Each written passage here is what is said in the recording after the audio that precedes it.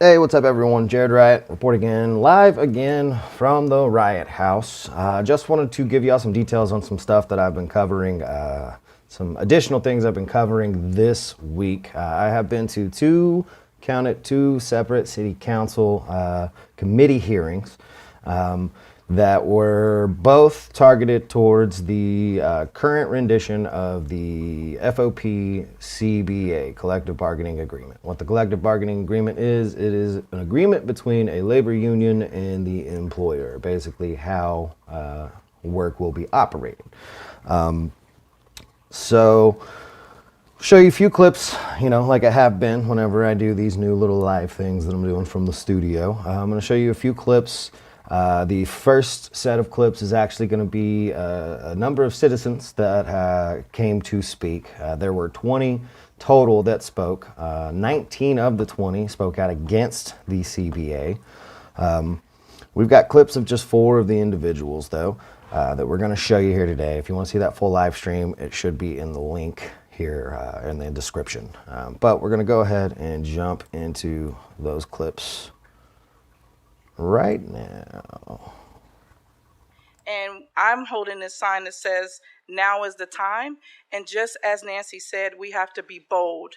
But I agree with what I've heard before from the previous speakers, but I want to dive in on why I chose to come to speak to you all today.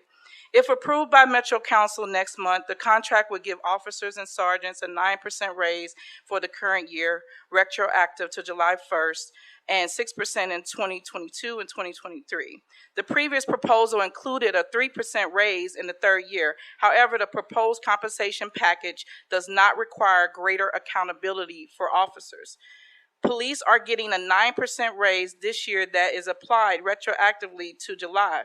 They are also getting a $5,000 bonus for working during the pandemic, while other employees, including human resources, zoo employees, and the Office of Management and Employment employees, are only getting $500. Since 2020, my involvement here in the city is, I feel like, building connections and trying to work and let the community's voice be heard in spaces like this.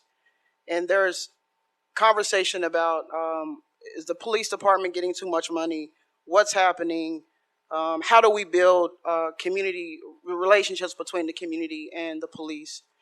And the thing that I want to say today and make clear is that we're never going to build those relationships as long as there's not strong accountability held within our police department. The obvious corruption, let's call it what it is, and we continue to keep raising up the historic betrayal of various communities in Louisville by not only LMPD, but their partners with other police forces in our second cities and subsidiaries. So to me and to many others, especially those young people who stood the front line of those protests last year, after not having resources due to a pandemic so purposely caused, that we would even consider to raise pay for officers for an unjustified reason. There's no justification for raising pay to do a better job when you can't do the job that you're already doing. Wanted to mention that I heard that the president of the FOP, Mr. Nichols, will be here tomorrow, and I had a couple of suggestions of things you might ask him. First, could you ask him to clarify that the disciplinary records in Article 17, Section 5DD must be retained permanently and can be used in subsequent disciplinary actions without time limitation? Second, can you ask him to clarify that the types of misconduct listed in Article 17, Section 3, each independently constitute extraordinary circumstances?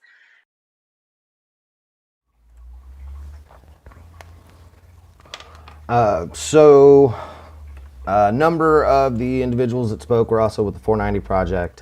Some sentiments that were shared was basically some distaste, some disdain at the fact that this hearing was held at 4 p.m. On a Monday, so it's difficult for people that have 9 to 5 jobs to be able to make it out. Further than that, to be able to sign up to be able to speak, you had a 40-minute window, a very small amount of time that you had to sign up online just to even be able to get that opportunity. Nonetheless, there were 20 individuals that did sign up. Again, there was only one that spoke for the CBA in support of it. So from what I could see about individuals that were able to step up and express their opinions, it's an overwhelming majority that are against the CBA. And some of the reasons are there's an increase in pay without any type of increase in accountability, which is a big thing. Now, the very next day, it was supposed to be FOP President Brian Nichols and Chief Erika Shields speaking to this same committee for Metro Council on the same topic. I'm going to give y'all just a little bit of what she said. Again, the full live streams of these are up on Riot Heart. They are also in the description of this video. So here, let's go ahead and check this out. How complaints and informal complaints are handled, but it also stressed to you that some of these informal complaints, they may be unsubstantiated. And so that's something that may end up in an EIS system that's a little bit different. So that retention schedule language gives the administration and the chief a lot of freedom on how those documents are going to be kept down the road. Chief? Thank you, Matt. Erika Shields, Chief of Police, LMPD. Thank you for having me.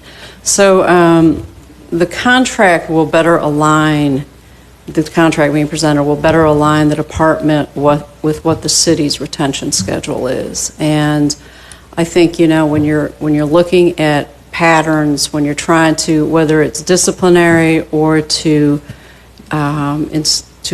provide intervention, counseling, what have you, you have to have a picture in front of you. And so if you're destroying records at a rapid pace, you're not going to be able to see that. So I think that this contract allows us to better position ourselves so we can see where there are patterns in behavior. What I'll say to you is when I look at just on my career, which has spanned over 25 years, whenever an employee really would get in trouble, would do something egregious, that was one of the things that I always would look at is was there a pattern, was there a behavior, was there an indicator? And most often, and I think this is going to apply to LMPD, there are signs, there are files, and really the breakdown becomes with lack of supervision, lack of accountability, and that starts at my level. So I think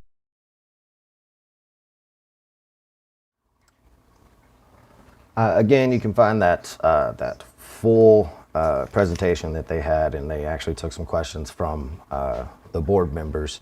Kind of got grilled a little bit, to be honest, but that clip was in particular about misconduct record retention, how long they keep the records before they're destroyed, which was recently moved from 90 days to 2 years under this CBA, but even still 2 years, you know, some people feel is too short. Records maybe should be permanent.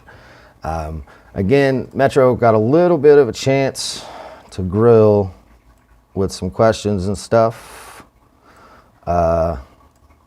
And once all the questions and everything were answered, Metro Council member and chairwoman of this committee had a little bit something to say. So hold on one second. Ryan, Chief,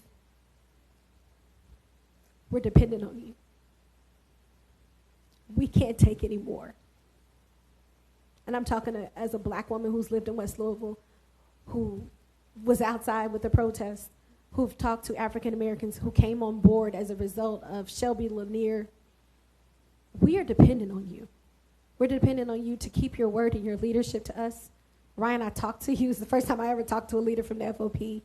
And I commit to fostering a relationship with you. And thank you for that. Because what I realize is it's going to take me being uncomfortable and all of us being uncomfortable till we get to a place. But you all lead. And Ryan leads and influences in ways that you can, and you lead and influences in ways that he can't. But we are depending on you. This contract will pass. It has the votes and it has the support. But what we are depending on and it will pass is because these 26 members have faith that you all will do what you need to do to make this work for our city. And for no other reason will it pass other than that. But we are depending on you after the passage to make this work for us. because we can't take anything else. We will be factioned and we will be broken. And I hope everyone in this room understands that if that happens, the city will be torn in a way that may be irreversible. So we need you all to step up and to adhere to your word on this, because we can't take anything else. All right, so the vote passed the committee 5-2. There is now going to be a full committee vote happening next Thursday, the 16th. Some of those members of the 490 project that did speak previously had some information that they wanted to pass along. So it looks like there's going to be a little bit of info session going on this Saturday at noon. The link I will post in the comments. Now, if you're not familiar with the 490 Project, they're a local activist group and have been very vocal and active in this process of every step of this contract being passed, the CBA. So got this link I'm posting right now. It'll take you to some details on what they are wanting to accomplish. Nonetheless, they are looking for info session this Saturday at noon, which is digital. You can just sign in via Zoom. And then it looks like they're trying to fill the seats at Metro Hall on the day of the vote. So next Thursday, 6 o'clock at Metro Council. They're trying to get as many butts and seats as possible. I've been to a lot of the hearings, especially for the CBA, so I will definitely be there. But I wanted to go ahead and get everyone up to date on what's going on. This is the final step in confirming the CBA, the contract between FOP and the city. So if you want to come and express your opinion, this is pretty much your last chance. But Jared Riots of Riot Heart Media signing off from the Riot House. If you got any questions, anything like that, go ahead and shoot them to me in the comments. I'll get to as many as I can. But we're going to go ahead and sign off for now. So everybody stay strong and stay safe.